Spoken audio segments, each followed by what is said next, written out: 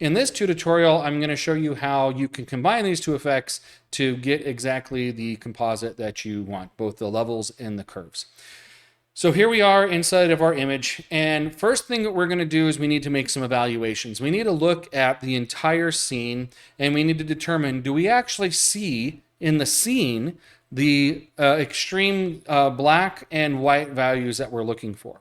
And I'm noticing down up here in the sky that I've got some blown out sky that might want to represent my where my highlights are, and I've got over here some darker areas that are representing my lower values to look at. But I'm noticing that they're not completely white and they're not completely black. And you might ask, well, Tommy, how can you tell? I can tell because up here in this info bar, I get my RGB values right here. And if you don't see this, you can go to Window and then Info, or Control+2 on a PC. And what I'm looking for here is I'm actually going to look at the pixel values that are there. So I kind of feel like this is a pretty dark area. And as we see up there in those pixel areas up here, that they're not 0, 0, 0. They're 17, 17, and 19. So they're in the high teens. Over here with this gentleman's hat, same thing, mid-teens to high teens. That's what we're starting to see as our low values are kind of in those teen areas. And if I look at our subject and I look at some of the darker areas, we can start to see that it already kind of mimics there. So I might not have to bring my dark values down that far. But if I wanted my dark values to maybe be like in the hair, maybe in the beard or his eyes a little bit, I could bring it down, and that's going to tell me how far to bring it down. So if I go into Effect, I come down to Color Correction, and I come down to Levels. Where's that? There it is.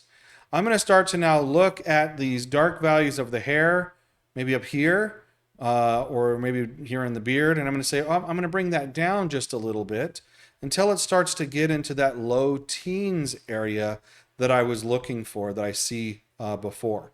I'm seeing here that I've got that, but the blues are a little bit too crushed, and it's actually making our image look a little yellow. So if I go into the blues and I actually bring that up just a little bit, oh, let me grab it and bring it up, I can start to now get those blue values where I want them to be. It's a little too crushed now at this time. So that's one way we can go to match. Now, I feel with his shirt being where it's at, I'm feeling pretty good about the dark values of this so far. Let's go to the light values. Up here, we see that it's 230, 250, 240. Here, we've got 240, 250, 240. So we're not quite 255 on all these really bright areas, and nothing on him should be that bright. So I don't really have a great reference for that where I can go in and start making something brighter.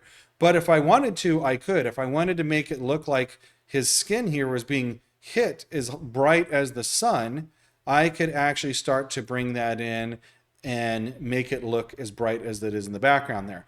But I know that he's not being lit by that. He's in this environment a little bit more. So now I can just bring it back to taste and have it right where I want it to be. Now that I brought those values up a little bit, we're going to see that these are going to creep just a little bit. And so we're going to bring them back down so that he looks where he needs to be.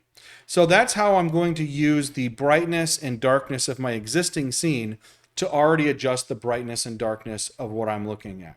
I can also come in and go back to color correction, curves, and now inside my blue channel, this is where I can start to work with my white balance. If I feel like he's a little too yellow, a little too blue, and that feels pretty good for me right now. I do feel like there's a little bit of red in there now, so I'm going to actually try to decrease a little bit of that red.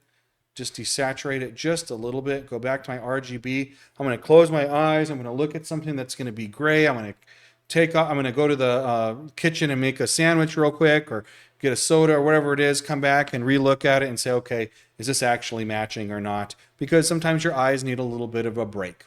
And then when we're all done and we collapse these, I can just turn them off and on again just to see, is this actually working? And if I feel pretty good about it, I can move on to the next portion of my compositing.